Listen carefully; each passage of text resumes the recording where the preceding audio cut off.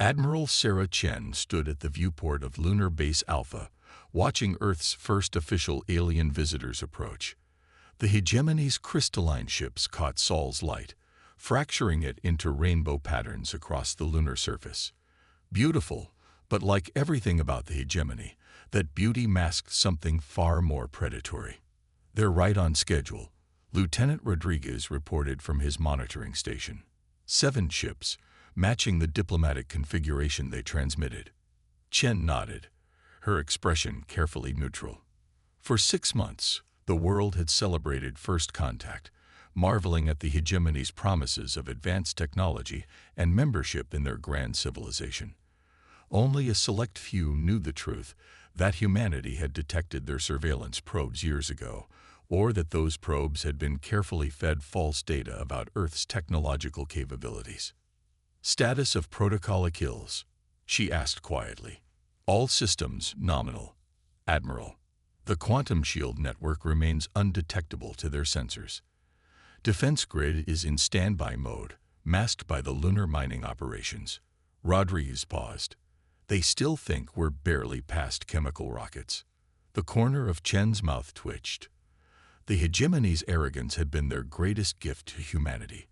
When their first probe arrived, Earth's quantum sensors, technology the hegemony believed impossible for primitive species to develop, had detected the probe's true purpose.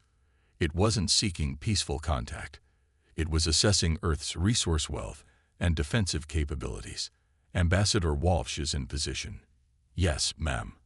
"Ready to play the role of an eager, technologically backward species perfectly." The hegemony ships settled into orbit, their crystalline forms casting prismatic shadows across the lunar surface. Right on cue, their communication arrived, dripping with condescension barely masked as diplomacy. "People of Earth," the alien voice resonated through the command center. "The Grand Hegemony welcomes you to Galactic civilization. Please prepare your designated representative for transport to our diplomatic vessel." Chen watched as Ambassador Walsh's shuttle, deliberately designed to look crude and inefficient, launched from Earth. The ambassador had been chosen carefully, brilliant enough to understand the hegemony's true nature, skilled enough to play the role of an overawed primitive, and patient enough to endure their condescension. "Incoming transmission from Defense Command," Rodriguez reported. "Project Perseus is ready for activation on your order." Chen nodded. Across the solar system, humanity's true fleet lay hidden. Quantum-powered warships masked as asteroids. Defensive installations concealed beneath the surfaces of Mars and Venus. And most importantly, the quantum communication network that would allow instant coordination across space. Technology the hegemony believed wouldn't be discovered for another 1,000 years. "Let's hope we don't need it," Chen replied. "But if the hegemony follows their usual pattern," she left the sentence unfinished. Intelligence gathered from their quantum monitoring network had revealed the hegemony's standard approach to primitive species. First came the diplomatic overtures. Then trade agreements heavily weighted in the hegemony's favor. Finally, once the target world was economically dependent, came the resource extraction demands backed by military threats. The difference was, Earth had been preparing for this moment for years. When the hegemony made their final move, they would find humanity was far from helpless. Walsh's shuttle docked with the hegemony flagship. Chen watched the feed from the ambassador's hidden quantum cameras as she was led through crystalline corridors to the diplomatic chamber. The aliens, tall, luminescent beings with multiple limbs, looked down at her with barely concealed disdain. "Welcome, Earth representative." The lead diplomat's translated voice held that same patronizing tone. "We are pleased you have achieved sufficient advancement to join galactic civilization. In a limited capacity, of course." "We are honored," Walsh replied, her voice perfectly balanced between awe and eagerness.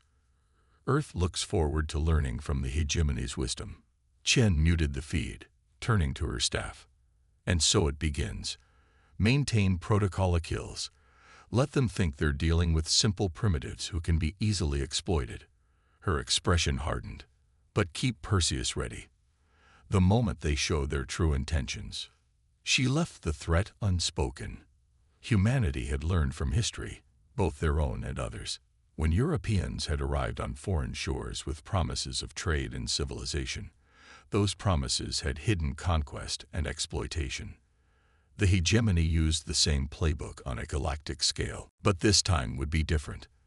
This time, the supposed primitives were ready, and when the hegemony revealed their true nature, they would learn that humanity had surpassed them in ways they couldn't imagine. "Admiral," Rodriguez called out, "initial diplomatic feed analysis complete.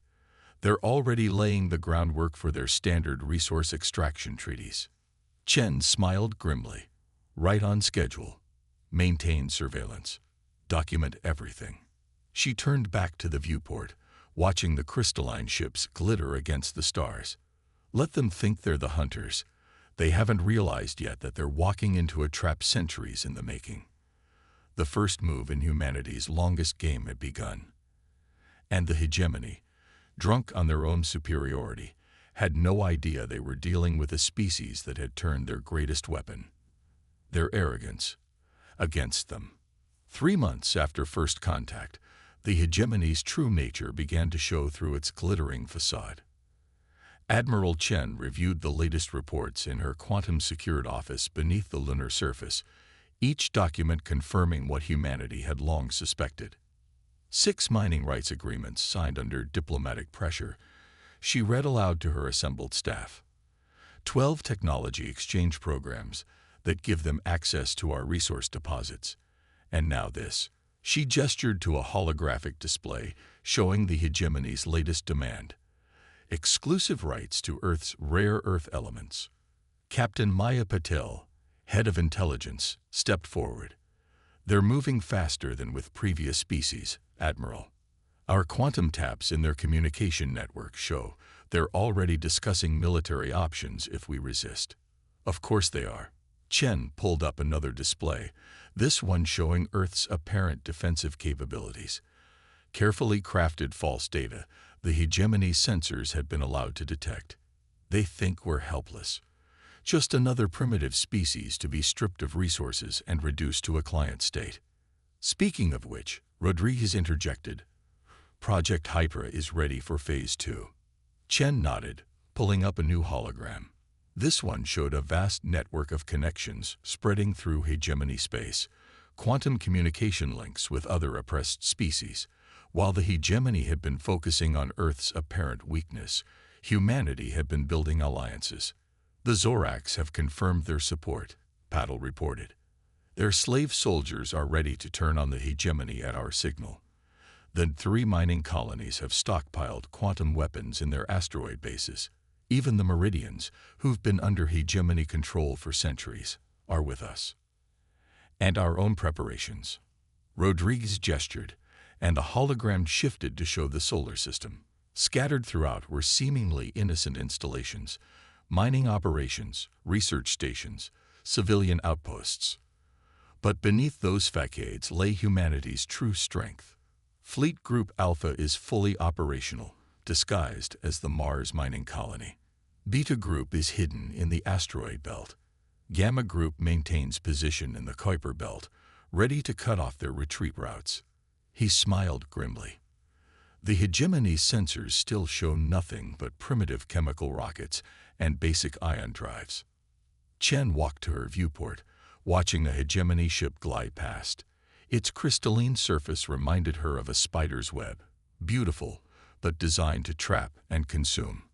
"And Ambassador Walsh, playing her role perfectly," Paddle replied. "She signed their latest trade agreement today, complete with trembling hands and nervous gratitude." The hegemony representatives were practically gloating. "Their arrogance blinds them," Chen mused. "They've conquered so many species, they can't imagine one might surpass them.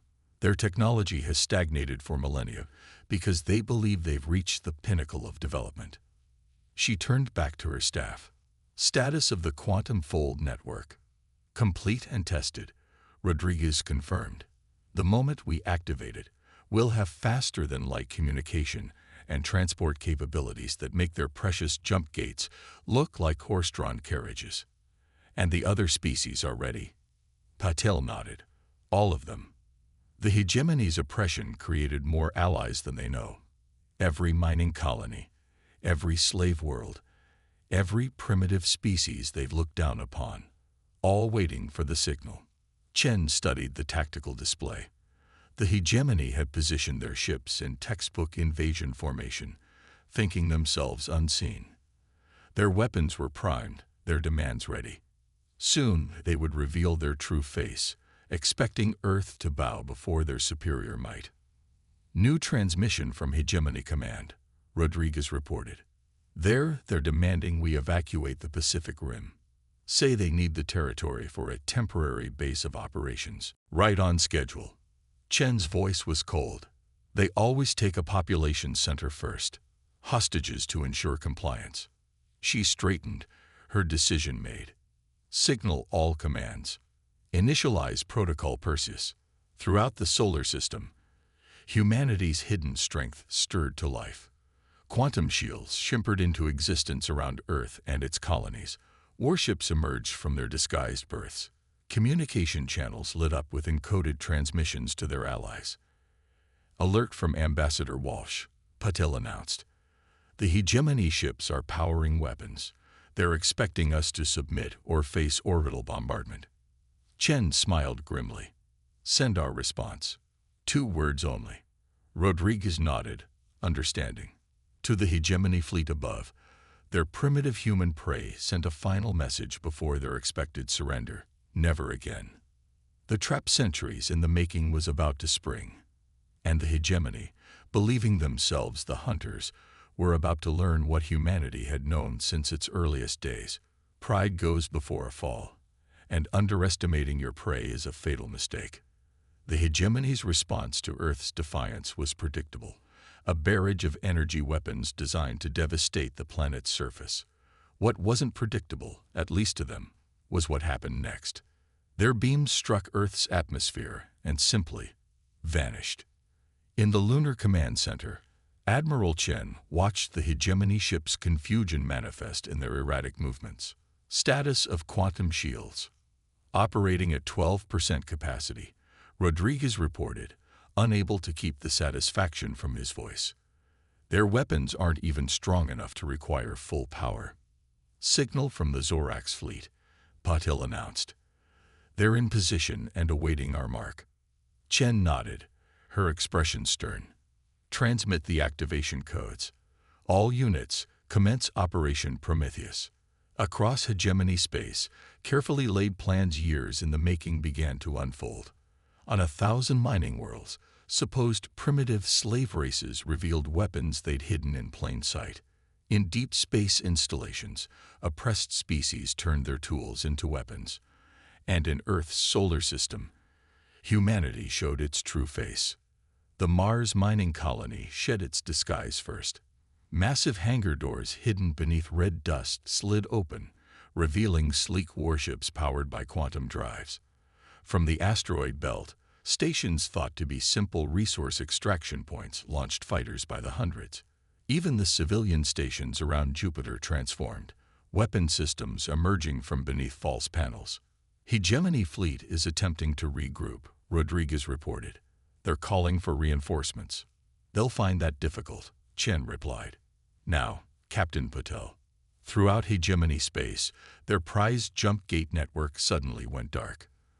The quantum virus humanity had planted months ago had finally activated, stranding their forces exactly where Earth wanted them. Multiple hegemony ships powering weapons, an officer called out. They're targeting our civilian installations. Let them, Chen ordered. Show them what primitive humans can really do. The hegemony's crystal ships launched another barrage. This time, their targets weren't just Earth. They struck at every human installation in range, expecting to see explosions and debris. Instead, quantum shields flickered into existence around each target, absorbing the attacks without effort. Signal from Ambassador Walsh, Patil announced. She's in position on their flagship. Chen allowed herself a small smile. Execute Protocol Athena. Aboard the hegemony flagship, Walsh stood before the alien leadership, still playing the role of a frightened primitive. The hegemony commander, a towering crystalline being, loomed over her. "Your defiance is futile," it declared. "Submit now, and perhaps we will spare some of your population." Walsh's demeanor changed completely. Gone was the nervous diplomat, replaced by a steel-eyed operator. "Counteroffer," she said, pressing a hidden control on her quantum-concealed weapon. Throughout the flagship, hidden devices activated, disrupting the hegemony's neural network. "We've confirmed quantum lock on all hegemony vessels," Rodriguez reported back in Lunar Command. "Their weapons and shields are offline." Chen opened a channel to the entire hegemony fleet. "Attention hegemony forces. This is Admiral Sarah Chen of the Earth Defense Force. Your ships are disabled. Your jump gates are offline. Your reinforcements aren't coming." She paused, letting the reality of their situation sink in. "For centuries, you've preyed on species you considered primitive. You've enslaved, exploited, and exterminated countless civilizations. You believe your technological superiority made you invincible." Across hegemony space, their empire was falling. The Zorax slave soldiers had already taken control of 3 major military installations. The 3 mining colonies had revealed massive weapons platforms hidden in asteroid fields. The Meridians had activated virus programs buried deep in hegemony computer systems. "But you made a crucial mistake," Chen continued. "You assumed that any species less advanced than you must be inferior. You never considered that some of us might be advancing along different paths. That we might be holding back, watching, learning your weaknesses." Human quantum ships now surrounded the hegemony fleet, their weapons charged but not firing. They didn't need to. The message was clear. "Your empire ends today," Chen declared, "not through violence, but through the unity of all the species you tried to keep down. Humanity doesn't want to destroy you. We want something far more dangerous to your kind. We want you to change." On screens throughout the fleet, data began streaming. Proof of hegemony atrocities, documentation of their exploitation, evidence of their crimes against countless species, but also a proposal. Immediate emancipation of all enslaved species, free sharing of technology, and a new galactic council where all species would have equal voice. "The choice is yours," Chen concluded. "But choose carefully, because while humanity hopes for peace, we are prepared for war. And unlike you, we never show our full strength until we need it." The hegemony commander, still reeling from the shutdown of their neural network, stared at Walsh. "Impossible," it whispered. "You're primitives. You use chemical rockets. You barely have spaceflight." Walsh smiled. "No, we let you think that. We learned from our own history. The strongest position is the one your opponent doesn't know you hold. Now, shall we discuss the terms of your surrender?" The week after humanity revealed its true strength became known as the Great Reckoning. Admiral Chen watched from her command center as reports flooded in from across the galaxy. The hegemony's carefully constructed empire was unraveling not with a bang, but with a cascade of revelations. "Status report," she commanded, studying the quantum-projected map showing the rapidly changing political landscape. Captain Patel stepped forward, her uniform now bearing the new insignia of the Allied Species Fleet. "The hegemony's central government has formally surrendered. Their military forces are standing down across 80% of their former territory." She paused, bringing up a new display. "However, we're seeing resistance in some sectors." "Show me." The map zoomed in on several systems where crystalline ships had gathered in defensive formations. "Hardline factions," Paddle explained. "They're refusing to accept the new reality. Admiral Crix of the Zorax fleet is requesting permission to engage." Chen shook her head. "No, we didn't come this far to replace one form of violence with another." She turned to Rodriguez. "Deploy the quantum enlightenment buoys." Throughout the contested systems, small devices suddenly appeared, bypassing all known forms of defense. Within moments, they began broadcasting. not threats or demands, but truth. Every suppressed historical record, every hidden atrocity, every secret the hegemony had kept from even its own people. Interesting, Rodriguez noted, monitoring the responses. They're civilian populations. They're not reacting the way we expected. Instead of denial or anger, the hegemony's common citizens were responding with a mixture of shock and shame. Many had genuinely believed their civilization's propaganda about bringing order and advancement to primitive species. Seeing the reality of their empire's actions was shattering generations of cultural superiority. Message from Ambassador Walsh, Patil announced. The first session of the new Galactic Assembly is ready to begin. Chen nodded. Show me. The main screen lit up with a view of what had once been the hegemony's Grand Council chamber. Now, representatives from over 100 species filled the seats, former slaves and masters alike, all with equal voice. Walsh stood at the central podium, her presence a symbol of how completely the galaxy's power structure had shifted. My fellow sentients, Walsh began, her voice carrying to every corner of former hegemony space. Today we begin something unprecedented. True cooperation between all spacefaring species, regardless of their technological development or evolutionary path. In Lunar Command, Chen watched the faces of the assembled representatives. The former hegemony leaders sat uncomfortably, their crystalline forms dulled by the weight of their fall. Beside them, species they had once enslaved now sat as equals. The Zorax, massive and battle-scarred, the ethereal Nithari, the silicon-based Meridians, and dozens more, each with their own story of oppression and resistance. Quantum network analysis complete, Rodriguez reported quietly. We're detecting widespread cultural shifts throughout former hegemony space. Their younger generations particularly are rejecting the old beliefs in inherent superiority, and the resistance movements. Declining hourly. It's hard to maintain a belief in superiority when faced with such clear evidence of. He paused, searching for the right word. Humanity, Chen suggested with a slight smile. Speaking of humanity, Patil interjected, the Earth Security Council is requesting an update on Protocol Omega. Chen's expression grew serious. Humanity had revealed much of its advanced technology, but not all. The quantum fold drive, capable of instantaneous travel anywhere in the galaxy, remained secret. So did the true extent of their defensive capabilities and several other breakthroughs that made even their revealed technology seem primitive in comparison. Maintain Protocol Omega, she ordered. We've learned too well from history.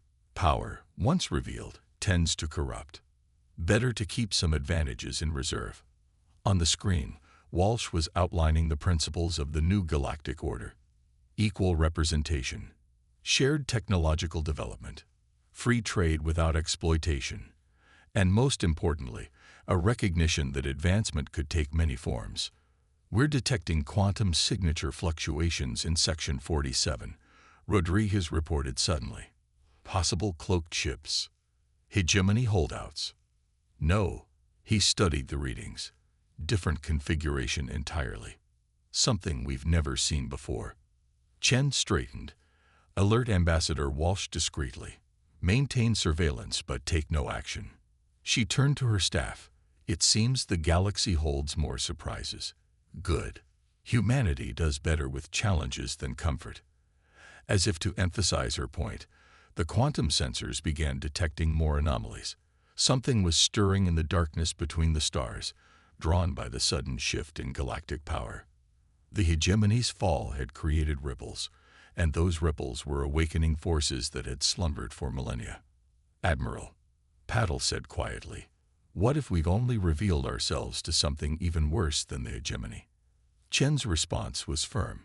Then we'll face it the same way we faced them, with patience, preparation, and the understanding that true strength lies not in domination, but in unity. She smiled grimly. Besides, we still have a few surprises left. The quantum displays flickered with more anomalies. Whatever was out there, watching humanity's emergence onto the galactic stage, would soon discover what the hegemony had learned too late. Underestimating humans was a mistake that no species made twice. 1 year after the fall of the hegemony, Admiral Sarah Chen stood before the window of humanity's new embassy on Nexus Prime, once the capital of the hegemony's empire. The crystalline spires no longer towered in isolation. They were now joined by architectural styles from 100 different species, each adding their own mark to the galactic capital. "Quite a view, isn't it?" Ambassador Walsh asked, joining her at the window. Hard to believe a year ago, this was the seat of an empire built on subjugation. Chen nodded, watching as a Zorax transport glided past, its hull bearing the markings of the new Galactic Alliance. "Any news about our visitors?" Walsh's expression grew serious. "The quantum anomalies are increasing. Whatever's out there, they're getting bolder. The Meridian's deep space sensors detected 3 more shadow ships yesterday. And the former hegemony analysis. Director Patel's report just came in." Walsh activated a holographic display. "Their society is undergoing massive changes. The younger generation especially. They're rejecting their species' old beliefs completely. Some are even proposing reparations to the worlds they once exploited." Chen allowed herself a small smile. Funny how quickly superior beings can change when faced with the truth. Her expression sobered. "And Protocol Omega? Still secure? Though some of the Alliance members are beginning to suspect we're holding back technology." Walsh paused. The Thuri representative hinted rather strongly that they've detected energy signatures they can't explain. "Let them wonder," Chen replied. "Humanity learned its lesson about revealing all its capabilities at once. Better to be underestimated than feared." A soft chime announced another arrival. Captain Rodriguez, now commander of Alliance Security, entered with a quantum pad. "Admiral, we've decoded more of the shadow ship's communications." Chen turned from the window. "Tell me, they're not just watching us. They're studying how we defeated the hegemony. Their language patterns suggest they're concerned. Apparently, no species has ever managed to advance technologically while keeping their development hidden. They can't understand how we did it. They're not just watching us. They're studying how we defeated the hegemony. Their language patterns suggest they're concerned. Apparently, no species has ever managed to advance technologically while keeping their development hidden. They can't understand how we did it." "Good." Chen's voice was firm. "Let them wonder. Let them worry. The galaxy needs a little uncertainty after the hegemony's iron certainties." The quantum pad chimed again. "Multiple ships emerging from fold space," Rodriguez reported. "Alliance recognition codes. It's the precursor investigation team." Months ago, the Alliance had discovered evidence that the hegemony wasn't the first galactic civilization. Others had risen and fallen, leaving behind only fragments of their technology and culture. Understanding these precursors had become one of the Alliance's first joint projects. "Put them through," Chen ordered. A holographic image materialized. Dr. Karen Zhang, lead xenoarchaeologist. Her eyes were wide with excitement. "Admiral, Ambassador, we found something. Something big." "Define big, Doctor." "A facility, buried inside a rogue planet. It's still active.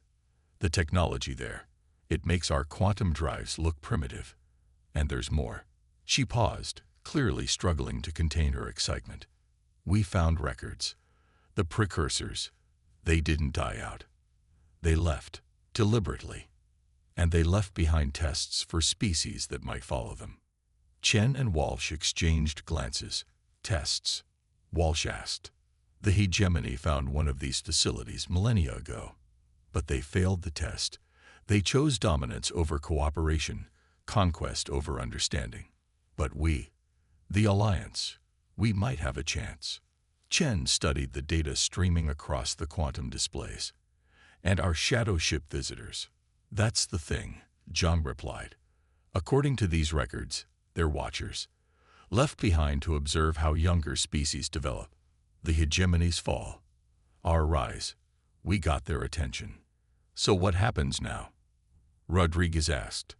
Ken turned back to the window, watching the countless species going about their lives in the reformed galactic capital. Former slaves and masters working together, sharing knowledge, culture, dreams. Now we prove we're ready. Not just humanity, all of us. And if we're not, Walsh asked quietly, then we keep working at it until we are. Chen's voice was determined. Humanity didn't hide its advancement out of fear. We did it because we understood something the hegemony never did. True civilization isn't about power over others. It's about power over ourselves. The quantum pad chimed one final time. More shadow ships were appearing. But this time, they weren't hiding. They were sending a signal. An invitation. Well, Chen said, straightening her uniform. It seems the real test is about to begin. She smiled. Good thing we still have a few surprises left. Above the city, the shadow ships took position, their presence a reminder that the galaxy held more mysteries than any one species could solve alone. But as Chen watched Alliance ships rising to meet them, human quantum drives alongside Zorak's weaponry, and 3 sensors linked to Meridian shields, she knew that whatever challenges awaited, they would face them together. The hegemony had failed because they believed in superiority. The Alliance would succeed because they believed in something far more powerful, the strength that comes from unity, from combining the best of all species into something greater than any could achieve alone. Humanity had helped break the chains of the old order. Now it was time to help build something new. And this time, they wouldn't have to hide their light. The real adventure was just beginning.